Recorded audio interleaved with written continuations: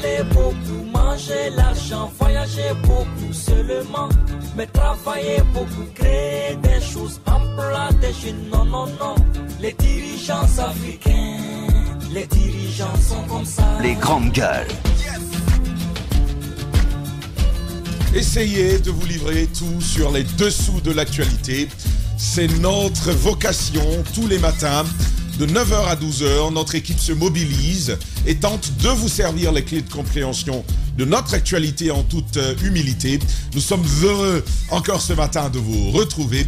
L'équipe s'est donc mobilisée pour cela et vous, de votre côté, vous pouvez participer à cette émission en envoyant vos réactions, vos opinions au plus 224 657 39 13 13. Normalement, le numéro s'affiche au bas de votre petit écran ou tout simplement vous allez sur Twitter ou hashtag espace GG. Faites votre message, la médiatrice nous le rendra ce matin en studio et ce sera au fil de cette émission. Vous le savez, depuis 48 heures, Paul Kagame a séjourné en Guinée. Dans ce sillage, il a visité le Prytanée militaire, mais aussi participé à la coupure du cordon inaugural du pont Paul Kagame désormais. Hier, tard dans la soirée, justement, un point de presse conjoint a donc été tenu entre les présidents guinéens et rwandais.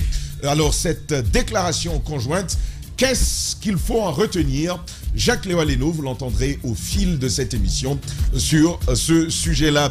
Et puis la coopération bilatérale après Kagame, c'est le lieu pour Chrysoula Zakharopoulou, en visite en Guinée, les secrétaires d'État auprès de la ministre française des Affaires étrangères et de l'Europe, justement. Elle séjourne en Guinée depuis hier.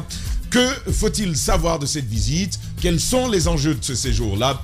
Nous y sommes intéressés. Vous en aurez le point ce matin.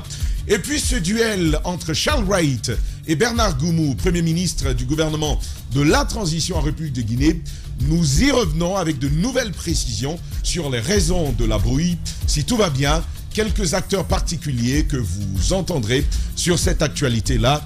Et puis on ira, pour terminer, à la fonction publique, où des documents pourraient mettre en mal le leveur de lièvre, le lanceur d'alerte, Koligo Ipogui. C'est exclusif, nous vous les rendrons ce matin si tout va bien et c'est dans le fil de cette émission.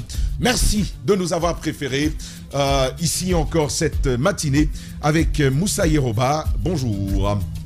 Bonjour Zachary, bonjour à tous. J'aime bien ton « si tout va bien ». Si tout va bien, ouais. Parce qu'on se sait hein, dans ce pays. Jacques Léo-Aleno, bonjour. Bonjour Tamba, bonjour à tous. Robert Sarah Koulemou, bonjour. Bonjour.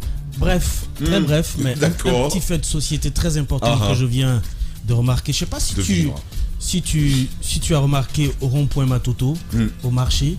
Ici. Oui. Tu as vu que les femmes ont commencé à installer des tables. Ah oui, des tables. Au beau milieu. J'ai vu ça hier. Comment on appelle c'est le terre-plein. Le terre-plein de l'autoroute. Au milieu? Oui, tout au milieu. Et à côté, à la lisière des policiers. Des policiers. Wow. Et connaissant la conduite. Attends, sur en le Guinée, rang mais non, au milieu. Juste là où il y a les poteaux électriques. Je vous décris. Oui. Il y a le centre giratoire là. Oui. Juste après, là où le terre-plein commence, il y a les policiers qui sont arrêtés.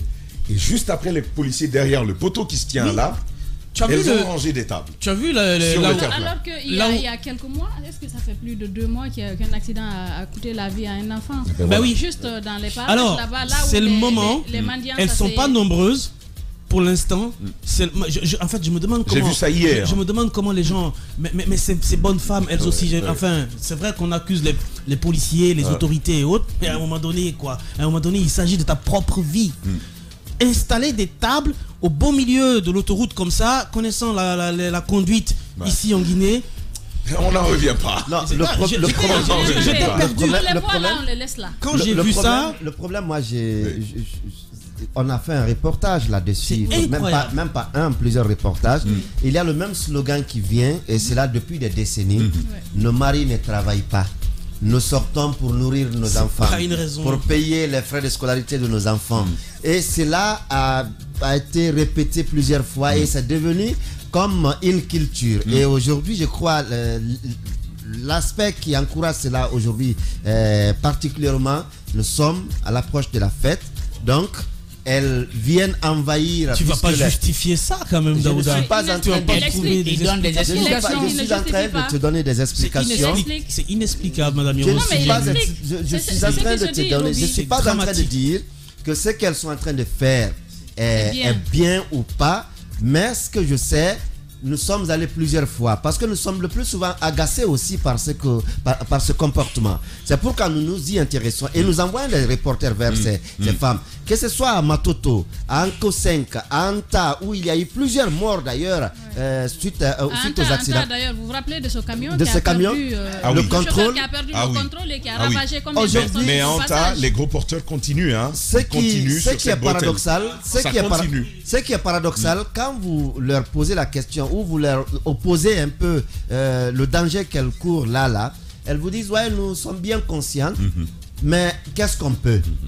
Mais je crois que il revient aux autorités, de frapper fort et de ne pas être laxiste là-dessus. Parce que après, quand il y a des accidents, il y a des morts, ce sont les autorités qui sont, parce que tout de suite, Tamba l'a dit, sous le nez des policiers. Sous le nez et la barbe des policiers. Donc c'est les autorités qui sont tout le temps pointées du doigt, qui sont laxistes. Il faut aujourd'hui sortir de cela. Si quelqu'un n'est pas conscient du prix de sa vie, il faut le contraindre à le reconnaître. Vous savez, la différence entre nous et les animaux, c'est qu'on parle de la jungle. Quand il y a trop de pagaille, on dit mais on n'est pas dans la jungle ici. On n'est pas dans une jungle. Pourquoi? Parce qu'on est régi par des lois. Il y a des gens qui sont à la tête, au sommet. Nous avons désigné des personnes le plus souvent pour gérer la société, qui doivent rendre compte, qui doivent obliger le citoyen qui ne respecte pas la loi à respecter la loi. Moi, je suis consciente de la condition féminine, de ces femmes que je rencontre quelquefois à 5h du matin, à cause en train de partir acheter des condiments au marché. Et c'est la période, elles disent que c'est la période de traite. C'est la fête qui approche, il y a beaucoup de choses, beaucoup de personnes qui viennent acheter.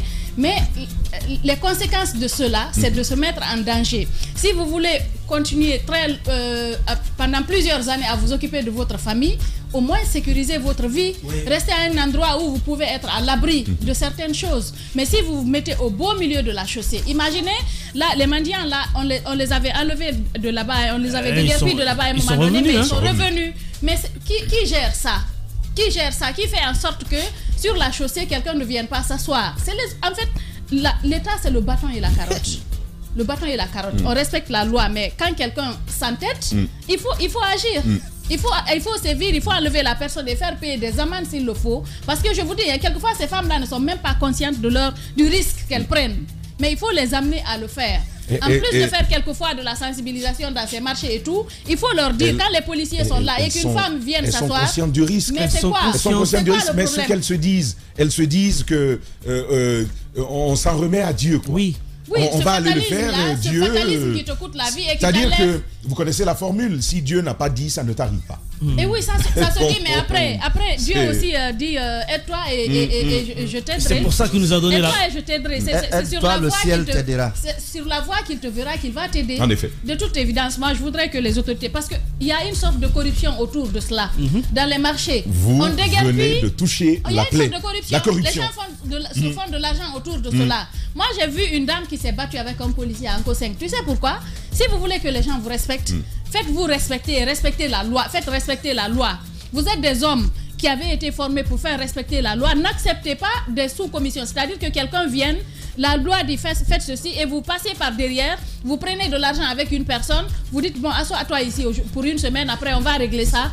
Moyennant quelque chose, les gens ne vont pas vous respecter. Quand on dit que c'est interdit, faites appliquer cela avec la rigueur qu'il faut. Sinon, les femmes, écoutez, c'est des gens qui cherchent à gagner leur vie au quotidien. C'est au quotidien, ces femmes-là, ce qu'elles gagnent aujourd'hui, c'est ce qu'elles mangent. On pourrait bien les comprendre, mais il faut les amener à respecter la loi en la matière et à sécuriser leur vie pour ne pas partir et laisser des orphelins. Absolument. Parce que vous sortez pour aider votre famille. Mais si vous avez un accident qui vous handicape à vie ou qui vous tue carrément, qui va s'occuper de vos enfants? Ce ne sont pas que des femmes, Tamba, pour rapidement terminer, ce ne sont pas que des femmes. C'est vrai qu'on parle des femmes. Prenez aujourd'hui la route, la bretelle qui quitte Sangoya pour Anko 5. Arrivé au rail, vous avez vu des garages qui sont là. Ce ne sont pas des femmes qui sont là. Ce sont des hommes qui lavent des véhicules là. Vous avez vu que cette chaussée est carrément gâtée? C'est complètement gâté. Comme s'il n'y a pas de chef de quartier qui se rend compte qu'il y a des dégâts là. Comme si la mairie, les deux mairies, Matoto et Ratoma, ne voient pas ce qui s'y passe.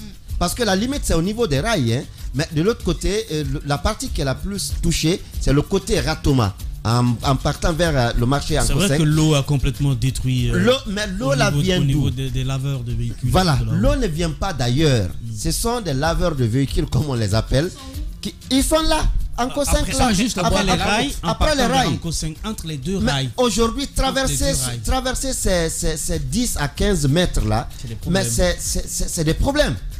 Comme s'il n'y a pas d'autorité, il n'y a pas d'entretien routier, il n'y a pas de direction, on ne sait pas ce qui se passe et tout va se gâter complètement. Et c'est un jour on viendra, on dit que les routes sont gâtées et on se voit. Mais la question qu'on évoque ce matin, il y a eu quand même ce communiqué du CNRD, donc de l'organe central de décision pendant cette transition. Si vous voulez, c'est l'organe supérieur sur tous les organes qui gèrent notre pays, qui prend la décision d'aller au déguerpissement, donc si vous voulez, à la libération des emprises des routes de Conakry. Ils avaient donné une semaine, hein. Ça fait plus d'un mois. Aucune opération n'a été menée. Je crois qu'il y a des choses qu'on a commencé du côté. Non mais c'est quoi? On a visé des véhicules. Ouais. Mais les véhicules aussi, souvent, oui, mais les véhicules souvent on les déplace.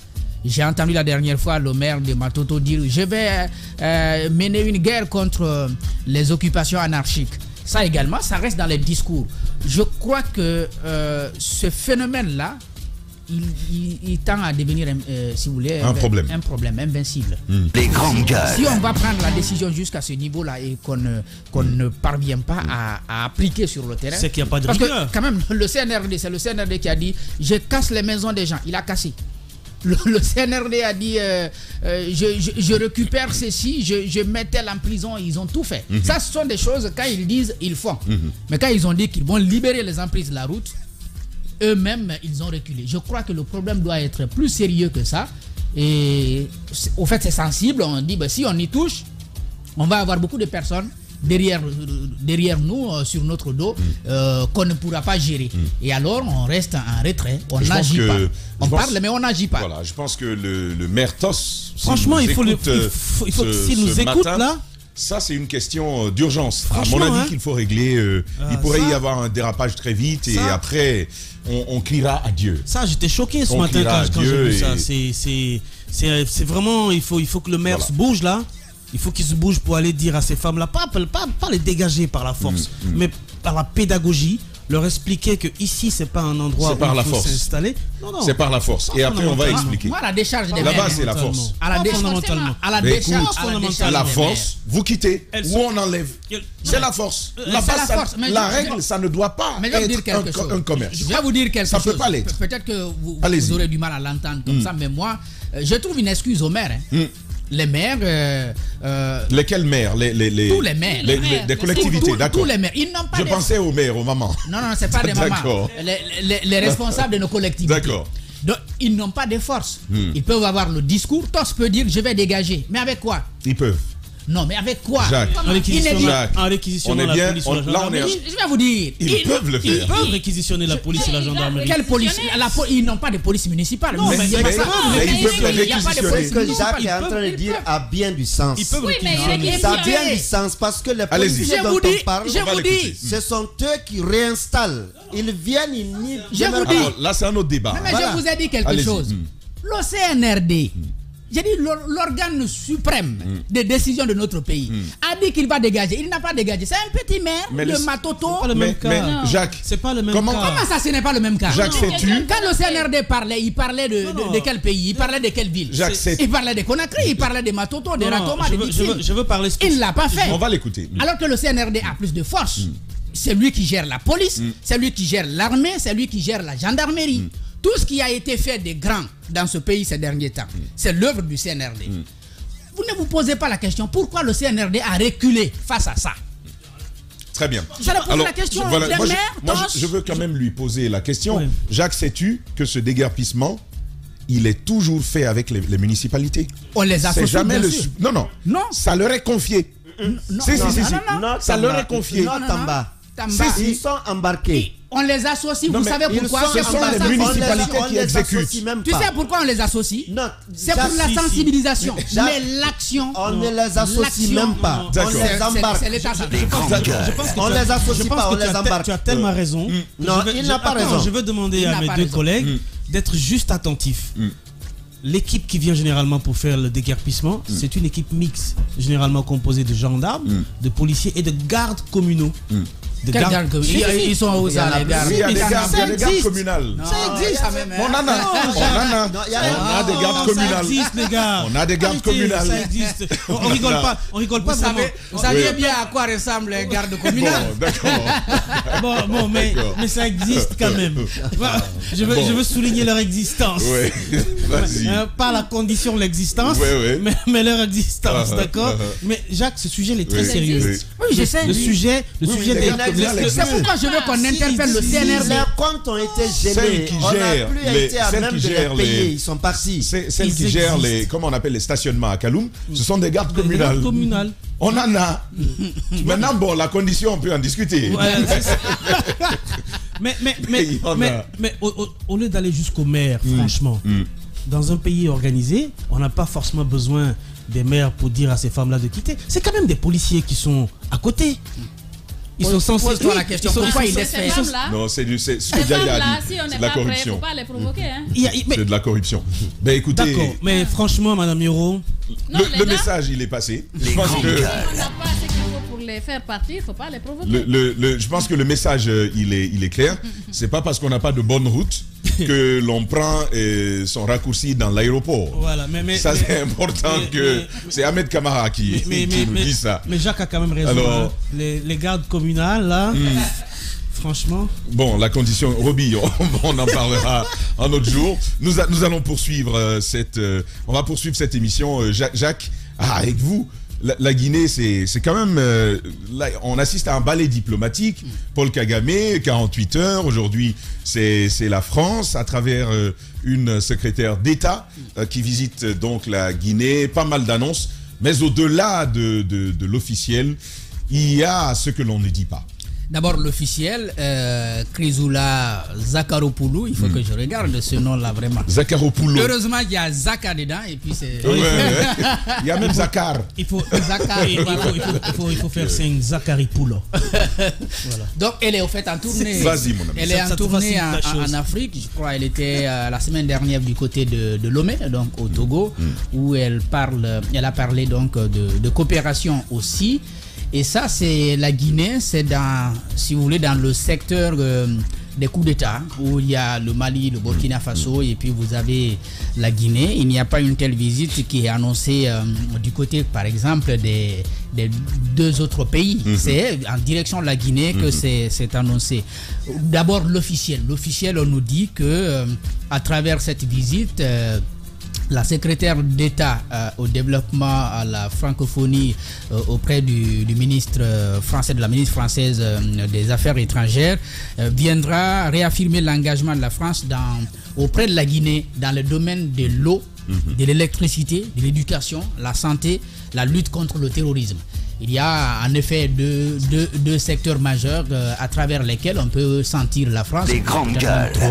Puisque dans l'éducation, on a toujours ces lycées français, au-delà de la coopération qu'on a avec, si vous voulez, les universités françaises qui accueillent quelques étudiants. Il y a surtout le lycée français qui est là. Il y a également la santé avec l'Institut Pasteur. D'ailleurs, au cours de sa visite, elle va aller à l'Institut Pasteur. Et puis également la question, la culture avec le centre culturel franco-guinéen.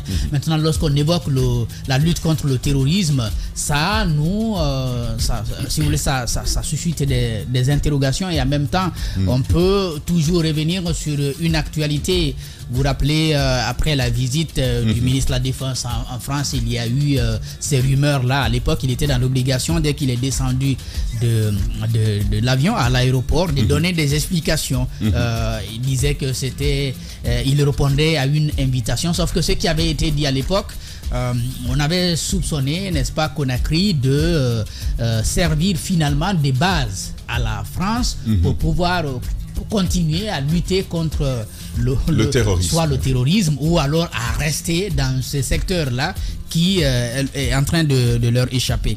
Il y a aussi quelque chose, c'est aussi une rencontre ou disons une visite qui va permettre à la secrétaire de rencontrer les partis politiques, donc les autorités d'abord de la transition, notamment le ministre des Affaires étrangères, ensuite les partis politiques et la société civile, pour parler de quoi? De la transition et donc du processus électoral. On sait que la France, l'Union européenne, mais surtout la francophonie a toujours été aux côtés de la Guinée dans la question électorale. Même le processus électoral le plus contestable de 2020 a connu la participation de la francophonie, notamment qui a travaillé sur le fichier électoral, ne serait-ce qu'en termes d'examen de ce fichier dont les données étaient explosives. On parlait de 7 millions de votants, alors qu'on se disait c'est carrément plus de la moitié de la population guinéenne qui devrait aller donc voter. La francophonie avait fait un travail à l'époque et la francophonie est toujours là, et cette visite devrait servir à réaffirmer davantage l'engagement de la France à continuer à travailler là-dessus. Donc aujourd'hui, ça c'est l'officiel, c'est ce qui a été dit. Il y aura plusieurs rencontres et puis des points de presse aussi pour communiquer là-dessus et des interrogations derrière. Finalement, pourquoi on a cette amitié avec la France, beaucoup plus donc qu'au Burkina et le Mali qui sont aussi en transition. En situation de transition. Jacques, donc sur l'officiel, la France se tiendrait donc toujours aux côtés de la Guinée dans la perspective d'un retour à l'ordre constitutionnel. Un retour à l'ordre constitutionnel et de continuer à la coopération dans le secteur clé du développement que sont l'éducation, la santé, l'eau, l'électricité. L'eau et l'électricité, ce sont des choses qui ont été dites et cela va être matérialisé peut-être à partir de ce soir ou demain, lorsqu'elle sera finalement là, elle pourra avoir des rencontres au cours desquelles cela pourra être dit. Peut-être il y a des choses que nous entendrons, il y a des choses que nous n'entendrons jamais. Ça va se gérer de façon diplomatique entre les deux États. Mais en gros, c'est ce qui est dit. On sait aussi que la France, quand même, souvenons-nous, en 2014, lorsque nous étions en pleine crise d'Ebola, c'est un pays qui est resté. On peut dire tout ce qu'on peut dire. Bon, ce ne sont pas des bases saines, mais quand même, elle était là. Elle était là à travers des organisations, des ONG et des institutions qui relèvent directement du pays, notamment des ONG médicales comme Médecins sans frontières, ensuite la Croix-Rouge et l'Institut Pasteur, parce que même l'Institut, pour identifier même le virus, il a fallu l'Institut Pasteur. Je me rappelle à l'époque, celle qui occupait le même poste que Chrysoula avait rappelé cela, que c'est grâce à l'Institut Pasteur de Dakar qu'on avait identifié cela. Et puis la Guinée, la France était restée jusqu'à accueillir, n'est-ce pas, François Hollande en pleine crise dans notre pays. On peut donc comprendre que malgré... Sans oublier que les hôpitaux régionaux, les 4 en construction, le sont avec l'appui de la France. Avec l'appui de la France. Donc c'est comme si vous voulez, les choses étaient en train de changer, mais d'une manière assez étonnante. C'est-à-dire, sous la Première République, c'était le diable. Et aujourd'hui, c'est plutôt le pays qui est chéri. À comparer par exemple avec le Mali et le Burkina Faso, ce n'est pas les mêmes réalités au Sénégal ou en Côte d'Ivoire, parce que là-bas, c'est vraiment parfait. La France est vraiment là, quoi.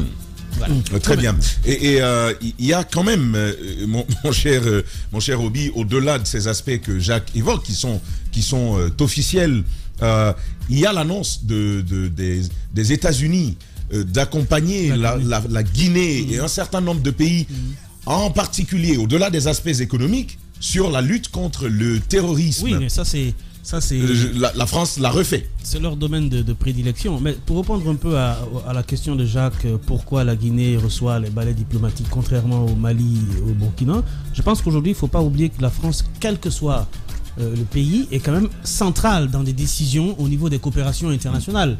La France est un pays bien évidemment qui a son mot à dire et qui est consulté.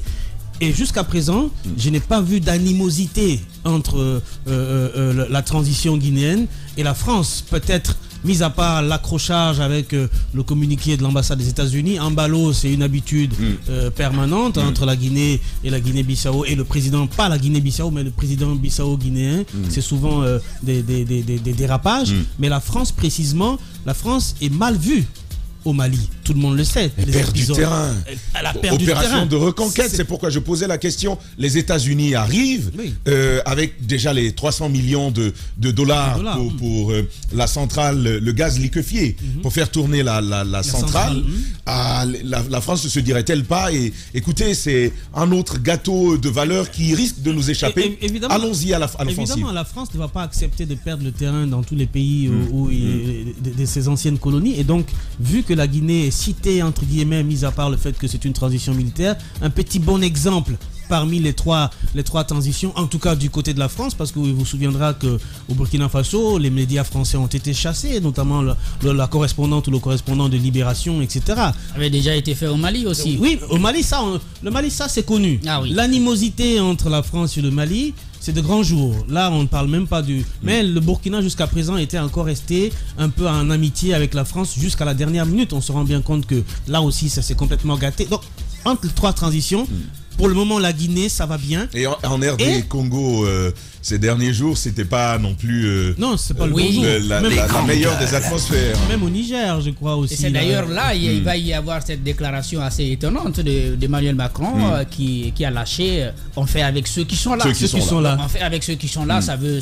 tout dire. Voilà. Si c'est pas parce qu'on les chasse au Burkina et au Mali, ils seraient prêts, bien sûr, à continuer les coopérations avec les deux. Bien sûr. Donc, bien évidemment que la France va essayer de garder une part du gâteau en Afrique, et donc la Guinée faisant partie des pays qui jusqu'à présent ont une bonne coopération avec elle, et un pays convoité par les Russes, les Turcs, les Américains, les Chinois et les Arabes bientôt, parce qu'il y a eu un balai diplomatique énorme des Émirats Arabes Unis ici en Guinée, donc la France ne veut pas rester en reste. C'est un bon gâteau à bouffer, donc on s'approche à la table. Très bien. La question sécuritaire, elle reste prégnante. Il y a du terrorisme tout autour de nous. La Côte d'Ivoire a été frappée une fois, le Bénin aussi, mais le Mali, le Burkina Faso, ils sont en proie à cette situation-là.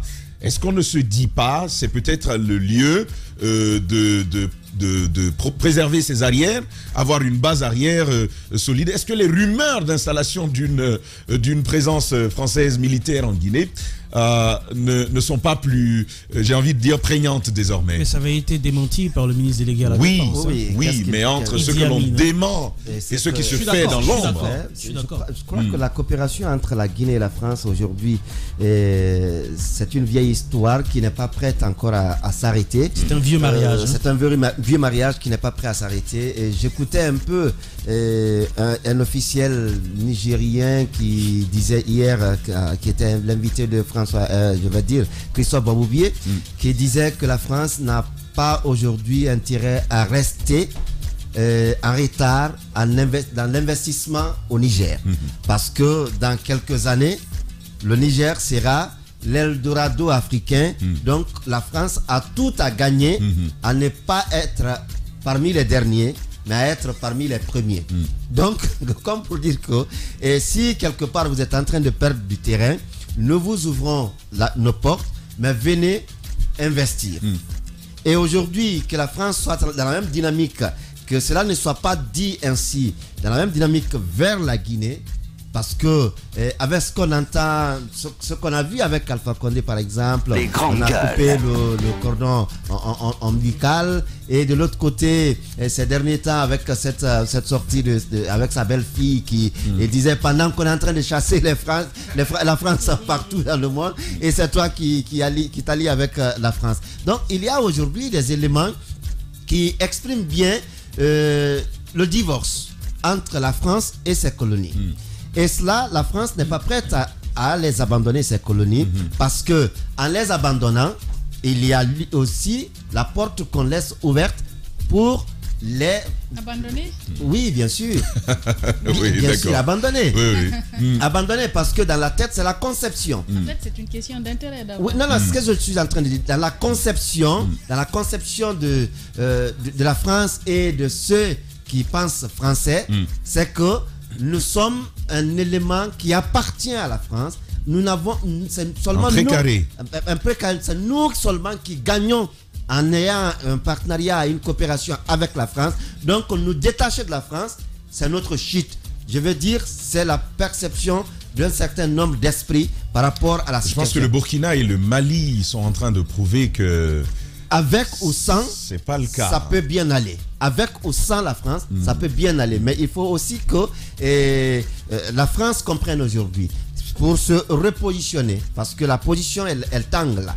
Pour se repositionner et se maintenir, il faut bien que l'esprit soit désormais gagnant-gagnant, comme le disent les Chinois, gagnant-gagnant, que ce ne soit pas nous sommes ceux qui dictons les règles, nous sommes ceux qui vous disons les principes à respecter. Il faut aujourd'hui que la communication soit horizontale, que les relations soient horizontales, que d'être verticales. Nous ne recevons que d'ordre de la France. Aujourd'hui, la France a besoin de l'Afrique, de la Guinée particulièrement. La Guinée a besoin de la France.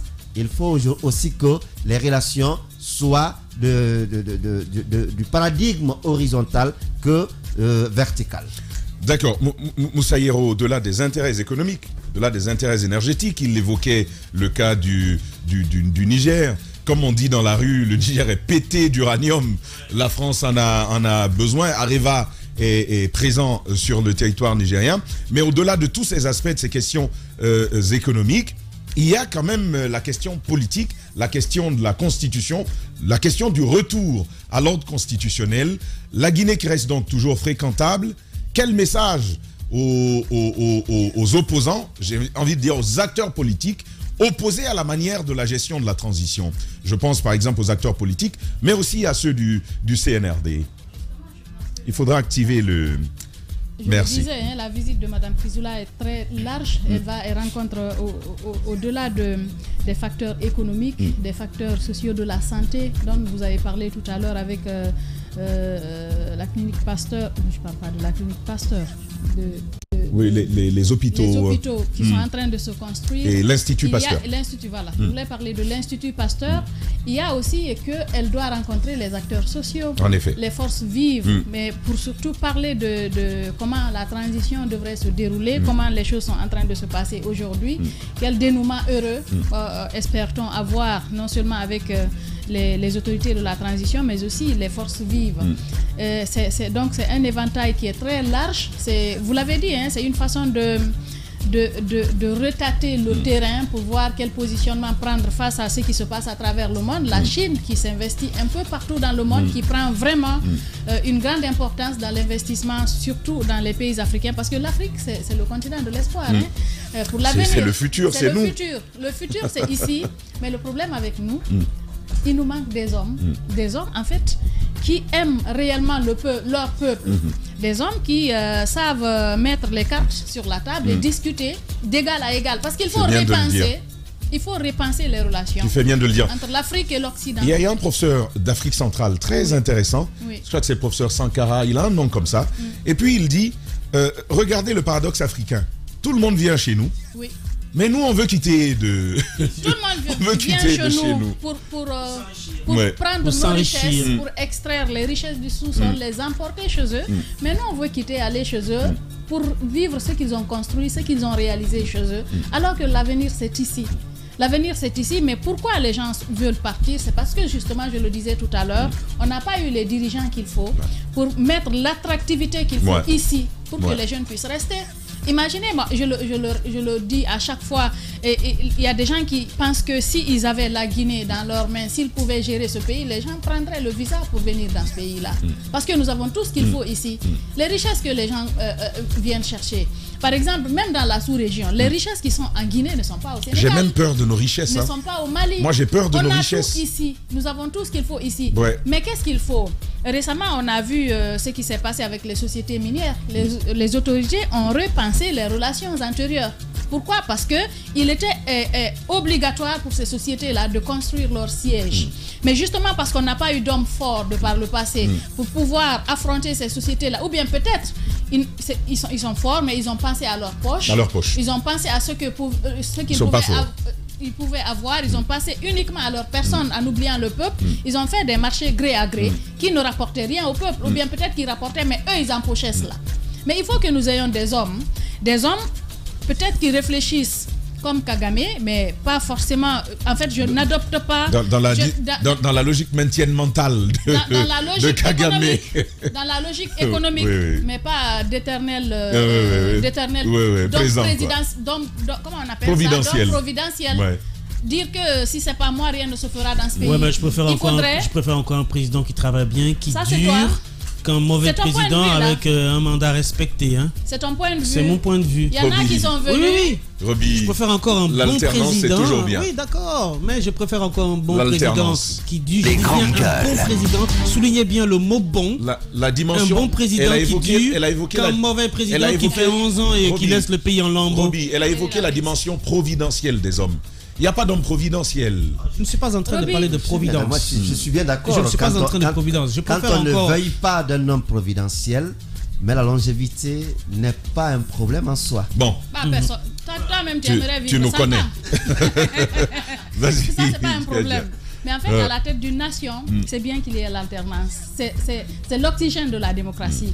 Dans d'autres pays, je voulais parler de Jerry Rawlings, qui n'est pas resté toute sa vie au pouvoir au Ghana. Mais il a réussi à réglementer, à régir aucun pays africain a donné un exemple, a tracé la voie. Aucun pays africain dit démocratique, même peut-être certains pays occidentaux dits démocratiques, ne peuvent pas se comparer aujourd'hui au modèle économique dans les pays émiratis.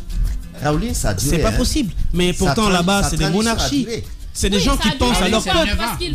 C'est des gens qui pensent à leur peuple avant tout. C'est des gens qui pensent à leur peuple avant tout. Et qui utilisent la richesse de leur pays à bon escient. Ça fait combien d'années? Ce qu'il faut entendre dans le discours de Gaga. Kagame, c'est 2000. 2000, oui, madame. Non, je veux dire, après la guerre. Bon, après la guerre, il était second. Il était vice-président, ministre de la Défense, et c'est quand. Oui, en fait, quand le pasteur Mouzibounkou a démissionné, qu'il a été élu en 2000, puis réélu en 2003. 2017 et depuis là il est encore. Daouda, on peut pas. Ça fait 23 ans quand même.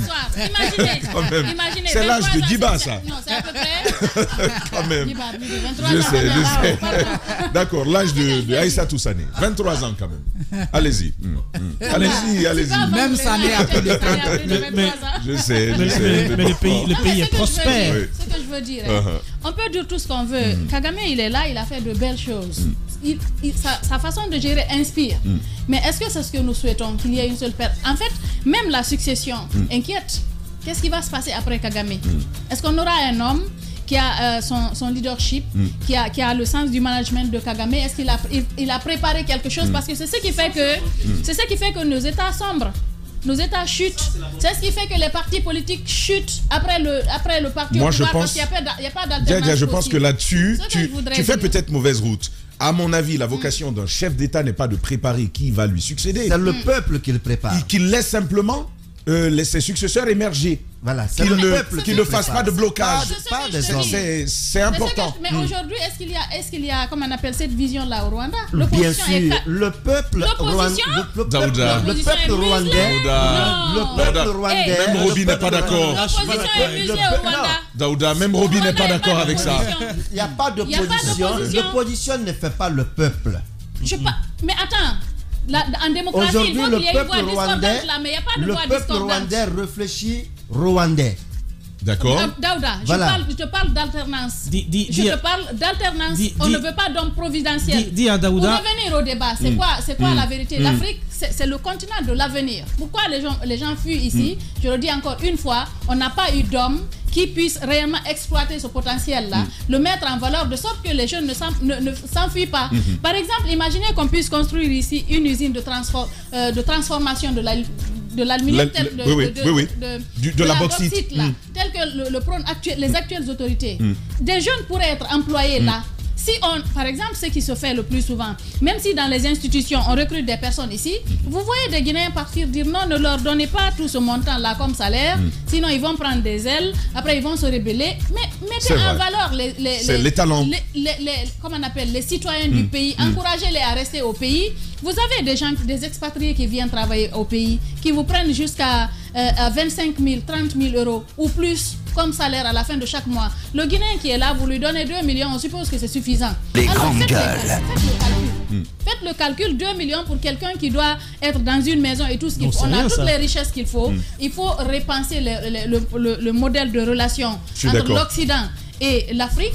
On a toutes les richesses qu'il faut. La dame, elle va venir. À la fin, c'est la question que je vous pose. À la fin, je pose la question. Elle va rencontrer des acteurs, notamment gouvernementaux, étatiques et non étatiques. La question que je pose, à quoi peut-on s'attendre? Qu'est-ce que ça peut bien apporter à la situation actuelle en Guinée? Oui, je pense que c'est toujours une sorte de partage pour se donner des idées, pour faire en sorte que la transition se termine bien. C'est ce qui se dit, c'est ce que nous avons lu dans le courrier. Mais nous savons bien que c'est aussi pour renforcer les relations, pour ne pas que la France reste derrière. C'est une bonne com pour la transition aussi. Oui, bien évidemment. Vous savez, ces derniers temps, nous savons que malgré le veto de la CEDEAO, tout ce qui se fait, quand de bonnes actions sont posées, les gens ont de l'espoir que ça va bien se terminer et ils vont accompagner. C'est justement l'espoir là qui fait qu'aujourd'hui, nous avons un Paul Kagame qui vient, nous avons le ministre des Affaires étrangères, malgré tout ce qui se fait, il va à l'international, le Premier ministre, ainsi de suite. Vous avez le président du CNT qui était récemment avec le NDI ou du côté des États-Unis. Je pense que ce leadership là, tant que ça peut aider la Guinée à bouger, tant que ça peut ouvrir le pays, tant que ça peut construire des choses qui puissent permettre aux citoyens guinéens de se sentir bien. Côté route, par exemple, c'est un ouf de soulagement ces derniers temps pour la Guinée. Si ça peut évoluer comme ça, mais en même temps, il ne faut pas oublier que vous n'êtes pas les seuls à pouvoir faire cela. Absolument. Faites de bonnes choses et permettez aux Guinéens de faire un retour normal à l'ordre constitutionnel. Si vous voulez, revenez plus tard. Les bonnes choses que vous avez faites pourraient servir de cause. Peut-être, qui sait, si les Guinéens ne vous choisiront pas pendant une autre élection. Très bien. Jacques, la question c'est, à choisir entre les intérêts économiques et les intérêts politiques pour la Guinée, donc les intérêts économiques pour la France, et la question de la démocratie, de quel côté penses-tu que la balance pèserait le plus? Je pense, je rappelle encore une fois le discours de Kinshasa d'Emmanuel, et puis ce qui s'est passé, puisqu'on parlait du Rwanda tout à l'heure, ce qui s'est passé avec la francophonie. Vous savez, Paul Kagame, ils arrivent en 1994, ils prennent la décision de quitter la francophonie pour intégrer le Commonwealth. Et puis ça évolue comme ça a évolué, et finalement, il y a une reprise de relations avec Emmanuel Macron. Qu'est-ce qu'on va faire? Je crois que même nous, on s'en souvient. On s'en souvient. La dame Michael Jean va être chassée, parce qu'on peut appeler ça comme ça, chassée de la tête de la francophonie pour qu'on confie ce poste-là à Louise Mushikiwabo, qui était donc ministre des Affaires étrangères du Rwanda. Aujourd'hui, ce n'est plus le Rwanda qui cherche la France, c'est la France qui cherche le Rwanda. Paul Kagame est quand même invité par des étudiants des universités américaines pour leur véhiculer sa vision. C'est pas rien ça, Jacques. Donc aujourd'hui, ça, ce n'est même plus discutable. La France est en train à la recherche, il est à la conquête. La France, elle est à la conquête, n'est-ce pas, des pays qui étaient auparavant. Est-ce qu'on peut dire que la France s'accroche? Et je pense donc. La France s'accroche? Bon, peut-être on peut le dire comme ça. Ce que j'ai envie de dire pour répondre maintenant à ta question, je crois qu'aujourd'hui, c'est beaucoup plus les questions économiques qui sont privilégiées. Les relations économiques sont beaucoup plus privilégiées par rapport à où il y a la démocratie et où il n'y en a pas. Je crois que ce discours-là commence un peu à quitter le politique français, surtout ceux qui décident actuellement. C'est pas qu'ils sont d'accord avec les brimades lorsque les peuples sont victimes dans certains États. Mais ce n'est plus une condition sine qua non. Ils ont besoin d'allumer leurs ampoules. Pour coopérer avec n'est-ce pas, les pays. Pour deux raisons. La première, c'est que ça ne marche plus. Et la seconde, c'est que les gens ont compris leur, si vous voulez, leur contradiction. Leur contradiction avec eux-mêmes. Quand vous êtes dur avec le Mali et que vous êtes tendre avec le Tchad, les gens ne vont plus vous écouter là. Ce sont des choses, c'est la même chose. Le coup d'État, c'est un coup d'État. Les pushistes sont des pushistes. Alors quelle marge de manœuvre reste aux opinions africaines qui hier portaient leurs préoccupations auprès de la France qui en défendait les positions?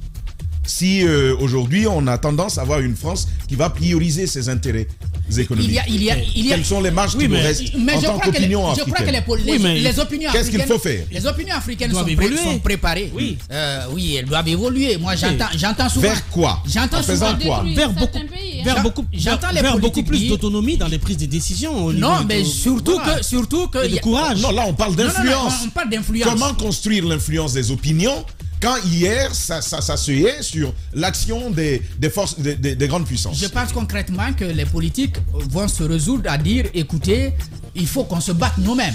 Voilà. On n'est plus au stade où on dit, bon, je vais en France tenir un discours, et puis ce discours-là va être pris en compte, et la conséquence, c'est que je vais être aidé. C'est des choses qui ne marchent plus.